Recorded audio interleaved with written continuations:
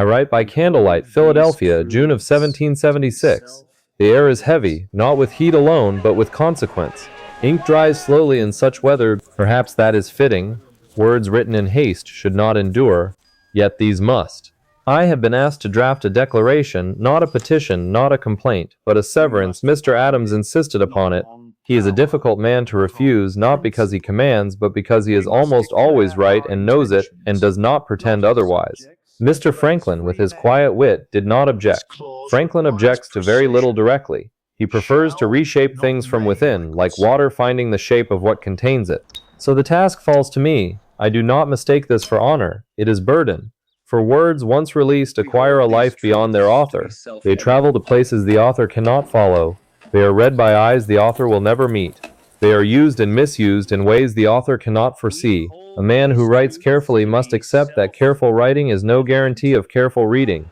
I sit at a small desk on Market Street. The room is unremarkable. The moment is not. Outside, the city continues as though nothing is changing. Carriages pass, voices rise and fall, trade persists, a woman sells bread from a basket near the corner, and children run between the wheels of passing carts. Life proceeds with indifference to history. This is always the way. Revolutions are not announced by thunder. They begin in rooms like this. In the quiet accumulation of consequence, in the space between one world and the next, I begin with a premise, not a strategy nor a grievance, a truth. We hold these truths to be self-evident. I pause. Are they self-evident, or must they be made so? There is a difference between a truth that announces itself and a truth that must be argued into existence. I have long believed that certain rights are not granted by kings, they are not bestowed by parliament, they are not earned by favor or proximity to power, they exist prior, before the state, before the law, before the document. I am now writing life, liberty, and the pursuit of happiness. This is not invention. It is recognition. I am not creating these rights. I am naming what was already there, waiting to be named. Mr. Locke wrote of life, liberty, and property. I have altered the phrasing. Property is particular. It belongs to those who hold it. It excludes by its nature. Happiness is universal. It belongs to no one and to everyone. It cannot be seized or transferred. It can only be sought. A government that secures property protects what some have. A government that protects the pursuit of happiness must answer to what all desire. The difference is not small. Governments, then, are not masters. They are instruments, instituted among men to secure these rights, their just powers derived from the consent of the governed. Consent, a simple word, a dangerous one. For if consent may be withdrawn, authority becomes conditional, and conditional authority is always insecure.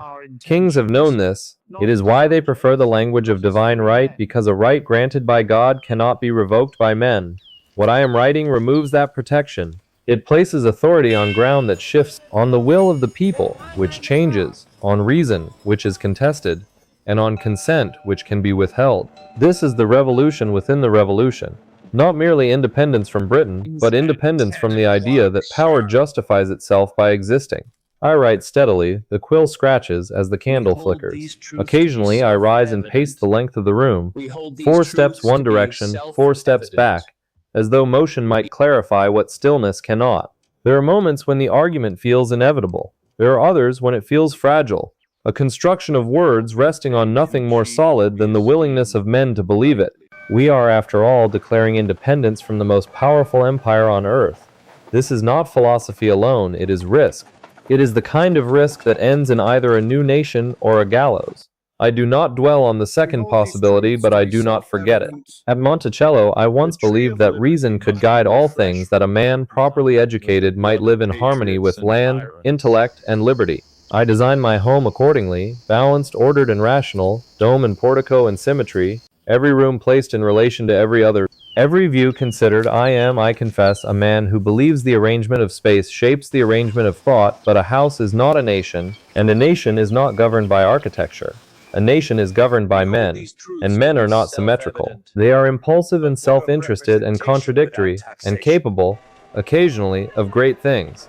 The challenge is to build structures that constrain the worst while leaving room for the best. I am not certain we have done it. I believe we may have come closer than most. I return to the text, that whenever any form of government becomes destructive of these ends, destructive, the word must be justified. So I list grievances, not to indulge resentment, but to demonstrate methodically, almost judicially, that this is not rebellion born of impatience. It is the accumulated verdict of a patient people who have petitioned and been refused, who have appealed and been dismissed, who have waited long enough to say, enough. Taxation without representation, standing armies in times of peace, obstruction of justice, courts abolished, legislatures dissolved. Each line a charge, each charge a step toward rupture. Read together, they constitute not complaint, but case. Mr. Franklin reviews my draft. He is precise in the way of men who have spent a lifetime watching language do more and less than intended. He suggests edits not to weaken, but to refine. Where I write sacred and undeniable, he replaces it with self-evident. He understands something I am still learning. Authority does not come from intensity of language, but from clarity of principle. Sacred imposes, self-evident invites. The reader who is invited is more persuaded than the reader who is commanded. I accept the change. I accept others. A writer must learn when his first instinct serves the work and when it merely serves himself. The Congress debates. There is drama in that chamber. Men of considerable ego and genuine conviction pressing their views in language that grows by the hour more heated and more careful simultaneously. Some object to my condemnation of the slave trade. The passage is struck. The delegates from Georgia and South Carolina will not have it. Their economy rests on what the passage condemns. Their consent is necessary. Their consent has a price. I do not fight as I might. I argue, and then I yield. There are moments when unity is preserved at the expense of completeness. This is one. A document diminished by compromise is still a document. A declaration that fractures the Congress before it is signed is nothing. I tell myself this, I believe it, and I carry the weight of it regardless. You will say, and you will not be wrong, that I write of liberty while owning those who are not free. I have not been blind to this. The contradiction was visible to me when I first formed the sentence, all men are created equal. All, I wrote it, I believed it. And I returned to Monticello and continued what I had begun. At Monticello, the contradiction does not vanish, it persists, in the fields, in the labor, in the silence between principle and practice, in the faces of those whose freedom I wrote about, and whose bondage I maintained. I have made arguments to myself. I have written of the institution as a moral evil. I have introduced legislation to limit its spread. And I have not freed the men and women I held except upon my death. And not all of them, even then. I have not been blind, I have been unwilling. This is a different failing, and a worse one. I have written that all men are created equal. Yet I have also written of differences I do not fully understand, speculated where I should perhaps have listened, and theorized where I should have looked plainly at what was before me. I have feared that emancipation without preparation would lead not to harmony, but to conflict. This fear was not entirely dishonest, but it was convenient. And convenience in matters of justice is a form of cowardice. Perhaps this is caution, perhaps it is failure. History will decide. I cannot. Those who come after are always better placed to judge the dead than the living are to judge themselves. Do not imagine that contradiction is comfortable. It is not. It does not announce itself with noise, it resides quietly in the space between what one declares and what one permits, between the sentence that travels to posterity and the act that does not, between the man who wrote the words and the man who lived his life. I do not ask for absolution. I ask only that the tension be understood as tension real and unresolved rather than smoothed into either pure villainy or convenient as honoration. I was neither monster nor saint. I was a man in a time that did not make virtue easy, and I did not make it easier. After the Declaration, I returned to Virginia, to Monticello. The hills are unchanged. The land does not concern itself with revolution. It yields to those who cultivate it. The same soil before the Declaration, the same soil after. There is instruction in that. Grand events seen from a distance look like ruptures. Lived from within, they feel more like continuations. The world we are building is built on the world we inherited. We do not begin from nothing. I have long believed that the independent farmer is the backbone of a free republic. Not the merchant, not the financier, the farmer. For he depends on no master. His bread is grown by his own labor. His liberty is rooted in soil he tends himself. A man who is economically dependent cannot be politically free. His vote follows his debt. His opinion mirrors his patron's. This is not theory. It is what I have observed in every legislature I have occupied or watched. And yet, even here, dependence exists. It is merely arranged differently. The farmer at Monticello does not tend his own soil. He directs those who do, and those who do are not free. I am aware of what this means. I do not fully reckon with it. As president, years later, I would end up acquiring Louisiana, a vast territory, an opportunity, and a question. By what authority do I purchase land when the Constitution does not explicitly grant it? I, who have argued most loudly for the strict construction of that document, now stretch it or confess that it must be stretched to accommodate the opportunity before me. This is not hypocrisy, I tell myself. This is statesmanship. There are times when principle must bend to preserve the larger design. The Republic needs room to breathe, I proceed nonetheless. The purchase is made. The principle is noted, then set aside. I live with the inconsistency. A man who could not tolerate inconsistency would be paralyzed. A man who could not recognize it would be dangerous. I send Lewis and Clark westward, not as conquerors but as observers, to map, to record, and to understand. The continent is vaster than most can conceive, its peoples more numerous and varied than the imagination of the eastern seaboard has yet entertained. Knowledge expands the Republic as surely as territory. A nation that knows its land is a nation capable of governing it, and a nation that governs well does not merely occupy space, it inhabits it. Religion too must be addressed. I have no desire for a state church. Faith, when compelled, becomes corruption. When the state imposes a creed, it elevates one form of conscience above all others and makes the rest subject. This is tyranny of a particular kind, tyranny of the interior, which is the worst kind. I have taken the teachings of Jesus and separated them from what I consider embellishment.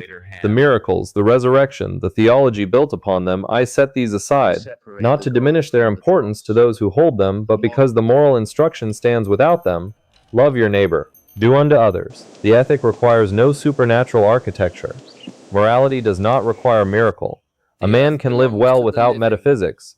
I am such a man, or have tried to be. I have been accused of inconsistency. The charge is accurate, but consider this. To live in perfect alignment with principle requires a world that cooperates with principle.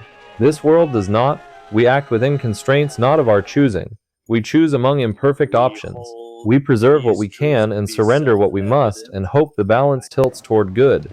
This is not philosophy, it is governance. They are different disciplines. Philosophy deals in what ought to be. Governance deals in what can be. The distance between them is the distance between the ideal and the actual. That distance is, always, considerable. A republic is not a finished work, it is an ongoing negotiation between liberty and order, between principle and circumstance, between what is declared and what is done.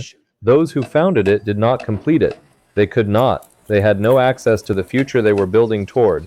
What they could do, what I hope we did, was arrange the terms of the negotiation in favor of liberty, tilt the architecture toward the governed, make it easier to expand freedom than to contract it, and harder to accumulate power than to distribute it. Whether we succeeded is a question each generation must answer for itself, by looking at what it has been given and deciding what to do with it. If the people are to remain free, they must remain informed. Ignorance is the ally of tyranny. Not because tyrants manufacture ignorance, though some do, but because ignorance creates the conditions in which tyranny seems reasonable. A people that cannot evaluate its government will eventually accept any government. Education is not ornament, it is defense. The printing press is more powerful than the cannon, a free press more essential than a standing army. I have not always been a friend to the press when it turned on me, I confess it. But what I believe in principle and what I prefer in my own case are not always the same. This too is a form of the contradiction. I have said that the tree of liberty must be refreshed from time to time. This is not a call to chaos, it is a warning against stagnation. Power, once accumulated, does not surrender itself. It must be checked, not once, not by one document, continuously by an alert and engaged citizenry willing to bear the difficulty of self-governance rather than surrender it to the convenience of authority. And yet, revolution cannot be perpetual. A nation cannot live in constant rupture. The ground must settle before building can begin. Stability must follow. Law must replace impulse. Justice must replace grievance, or else the revolution devours itself, and what begins as liberation ends as another form of rule. France will end up teaching this lesson. I am watching it now, at a distance, with a grief I do not fully permit myself to express. In my later years, I correspond with Mr. Adams once more. We were rivals, genuine rivals, each believing the other's vision would undo the republic we had built together. We were both right about some things. We were both wrong about others. Time has a way of clarifying which was which, though not always before the damage is done. We became again correspondents. The letters are long and frank, and I think the best record of what two old men who have seen the full arc of a revolution actually believe. Not what they argued in pamphlets, not what they defended in legislatures, what they believe, stripped of the performance that public life requires. Time softens opposition. Or perhaps it reveals its limits. Perhaps what felt like opposition was always, at its core, a shared investment in the same experiment. An argument about method, not purpose. On the 50th anniversary of the Declaration, we both approach the end. He in Massachusetts, I in Virginia. We do not coordinate our departures, yet history arranges it so, the same day, the 50th anniversary of the same document. I do not know what to make of this. I am not a man given to providence, but there are arrangements too precise for accident, and too strange for explanation. Perhaps it means nothing. Perhaps it means that men who give their lives to an idea are claimed by it in the end, that men are capable of governing themselves, that rights precede power, that authority must justify itself to those over whom it is exercised, that the purpose of government is not its own perpetuation, but the flourishing of those it serves. These are not original ideas. Locke thought them, Sidney thought them. They circulated for decades before I wrote them down. What I did, what we did, was act on them. That is the difference between philosophy and history. History is when the idea meets the moment and someone decides to move. Whether this proposition endures depends not on those who wrote it, but on those who inherit it. What is written can be forgotten. What is declared can be repealed. What is established can be dismantled by those with the will and the power to do so. No document is permanent. No founding is final. Liberty is not a possession. It is a practice, and practices require practitioners. Do not admire the words without examining their cost. Others paid costs. I did not. Soldiers in the cold of Valley Forge, men and women who were not free, and whose freedom was not secured by the document I wrote. Do not repeat the principles without confronting their demands. The demands are real. They require more than sentiment. They require attention and engagement, and the willingness to be made uncomfortable by the distance between what is claimed and what is true. Liberty is not secured in a moment. It is maintained in practice, and practice reveals what words conceal. Practice shows who is included and who is not.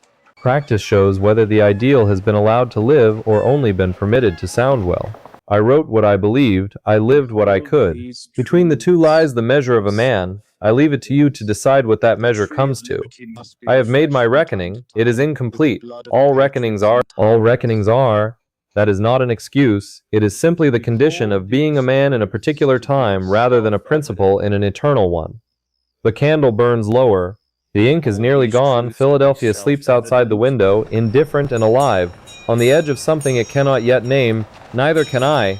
I can only write toward it, and trust that those who come after will know it when they find it, or have the courage to keep looking when they do not.